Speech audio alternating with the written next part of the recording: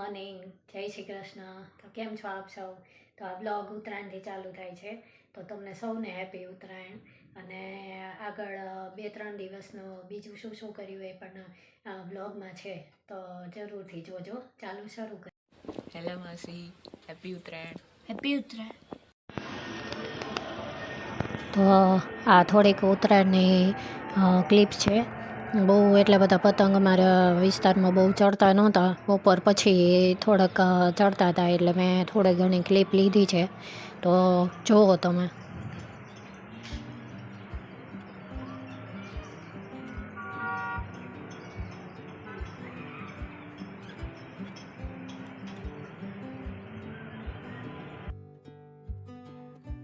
એના આગલા દિવસનો સન્ડે છે ત્યારે અમે ઓળો બનાવ્યો હતો. તો અહીંયા રીંગણા શેકી લીધા છે અને ઓળા માટેની આ બધી વસ્તુઓ અહીંયા લઈ લીધી છે. તો પછી ઓળો એકદમ ટેસ્ટી અમે બનાવ્યો હતો. તો તમે આ રેસીપી જુઓ, બહુ સરસ છે. તો સૌથી પહેલાં આ બધું સમારી લીધું છે, લીલી ડુંગળી, લીલું લસણ ને બધું. પછી આ રીંગણાને શેકી અને એની છાલ ઉતારી લેવાની. તો ઉપરથી આખી જ બધી છાલ સરસ રીતે ઉતારી અને પછી આપણે આ રીંગણાને આવી રીતે અધકચરાઈ રીતે વાટી નાખવાના. એકદમ ક્રશ નહીં કરવાના મેશરથી, પણ આવી રીતે તાવેથાથી જ વાટવાના. પછી સૌથી પહેલાં આપણે કઢાઈમાં તેલ લઈ લેવાનું. તેલ થોડું વધારે લેવાનું. તેલ લઈ અને પછી તેલ એકદમ ગરમ થઈ જાય સરસ રીતે, પછી એમાં જીરું નાખવાનું. જીરું થોડું જ નાખવાનું, બહુ ઝાઝું નહીં નાખવાનું. ત્યારબાદ સૂકી ડુંગળી પહેલાં નાખી દેવાની અને એને સાતળી લેવાની, એટલે એની જે કાચી વાસ હોય એ નીકળી જાય. ડુંગળી સતળાઈ જાય પછી આપણે લીલું લસણ નાખી દેવાનું. લીલું લસણને સરસ રીતે સતળાવા દેવાનું, એટલે એમાં સુગંધ આવી જાય. પછી એને સતળાઈ જાય લીલું લસણ, ત્યારબાદ એમાં આપણે સરખી રીતે હલાવી અને પછી આ જે મરચાં વાટીને રાખ્યા છે એમાં નાખી દેવાના. પછી વાટેલા તીખા મરચાં છે આ થોડા, એને હલાવી નાખવાનું. પછી મરચાંને સરસ રીતે સતળાઈ જાય પછી એમાં આપણે બાકીની જે લીલી ડુંગળી હતી એ એમાં નાખી દઈશું. તો લીલી ડુંગળીને પણ એકદમ સરસ રીતે ઝીણી સમારી નાખવાની, એટલે સરસ રીતે થઈ જાય. એને સાતળી લેવાનું બધાને. પછી આ બધું જ્યારે સતળાઈ જાય અને થોડું થોડું તેલ છૂટું પડવા માંડે, પછી આપણે એમાં લીલા મરચાં થોડાક છે સમારેલા મોટા, એ નાખવાના. પછી લાસ્ટમાં આપણે ટમેટાં નાખવાના. ટમેટાં છેલ્લે એટલા નાખવાના કે ટમેટાને એકદમ બાફી ન નાખવાનો હોય, એટલે થોડા થોડા જ બફાવા દેવાના હોય એટલા માટે. પછી આ બધા મસાલાને તેલ છૂટું પડે ત્યાં સુધી રહેવા દેવાનું. પછી આપણે એમાં બાકીના સૂકા મસાલા કરવાના, જેમાં હળદર, ધાણા જીરું અને મરચું પાવડર નાખવાનું. મરચું પાવડર 1 થી 2 ચમચી, અથવા તમારે જે રીતે તીખો વધારે જોતો હોય તો એવી રીતે નાખવાનું. પણ આપણે લીલા મરચાં પણ નાખ્યા છે, મરચાં વાટીને પણ નાખ્યા છે તીખા, અને સૂકું મરચું પણ નાખ્યું છે, એટલે આટલું મરચું નાખ્યું. એટલે કલર પણ એનો એકદમ સરસ લીલો અને ટેસ્ટ પણ આવી જાય.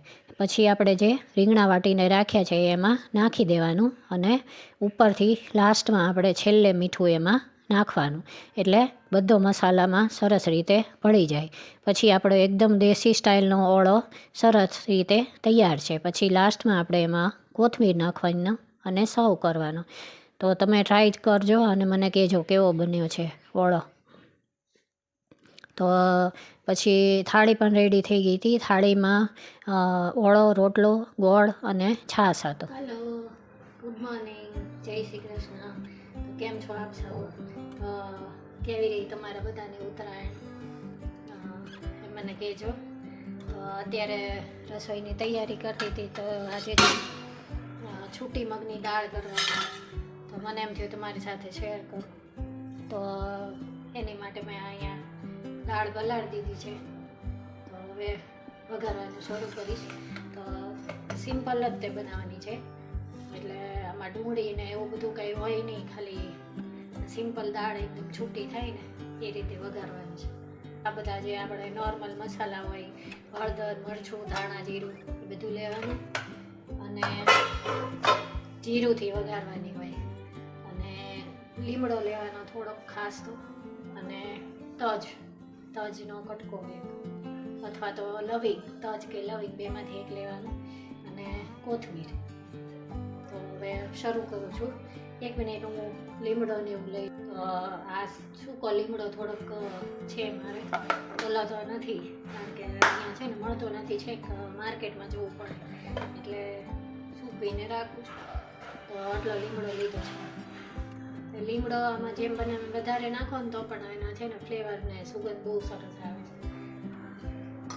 લીમડો લઈ લીધો છે અને તજ લઈ લો.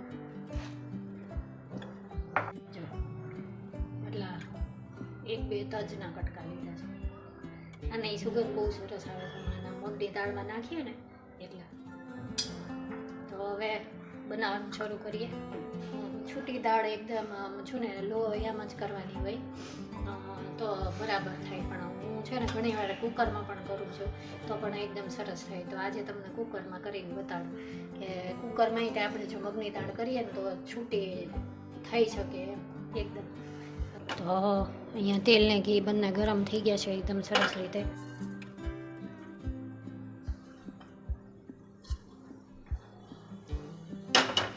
જીરું પણ થોડુંક વધારે નાખવાનું છે. જીરું કકડી જાય સરસ રીતે એટલે હિંગ નાખવાની. તજ નાખ કટકા, લીમડાના પાન નાખી દઈશ.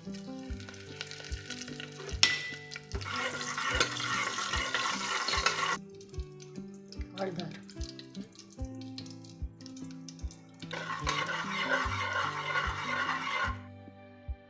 જો હવે વઘાર થઈ ગયો છે. તો હવે હું આ દાળને વઘાર દઈશ.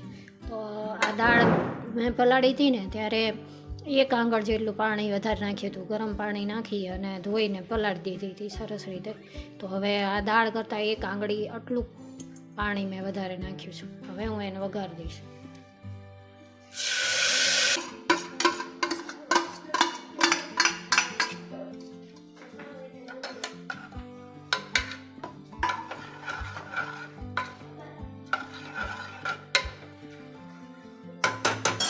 બસ હવે એમાં મીઠું નાખી દેવાનું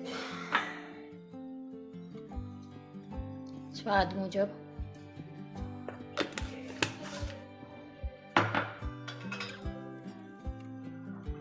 ધાણા જીરું પાવડર, જો આટલું એકદમ થોડું એટલે ખાલી આવતું જતું દેખાય ને એટલું જ.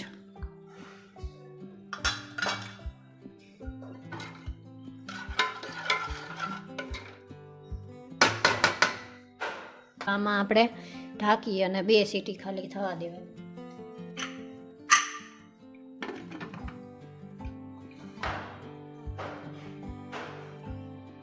તો મગની દાળ સરસ પલાળેલી હોય ને એટલે એમાં બીજું કંઈ ઓલું ન થતું, તરત એની જાતે છે ને કુકરમાં મૂકીએ ને આપણે ઓછું પાણી મૂકીને એટલે સરસ રીતે થઈ જાય છે.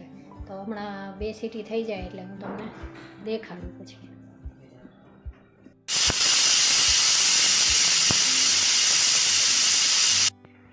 જોઈ લો, જો થઈ ગઈ છે. હવે તમે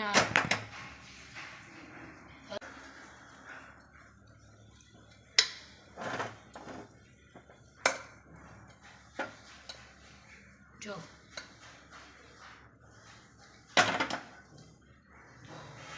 એકદમ બધે દાણા બધા છૂટા પડે છે ને. તો તમને મારો બ્લોગ અને મારી આ રેસીપી કેવી લાગી મને જરૂરથી કહેજો, અને જો પસંદ આવે તો એને એક લાઇક આપી દેજો અને મારી ચેનલને સબસ્ક્રાઈબ કરજો. Thank you. જય શ્રી કૃષ્ણ.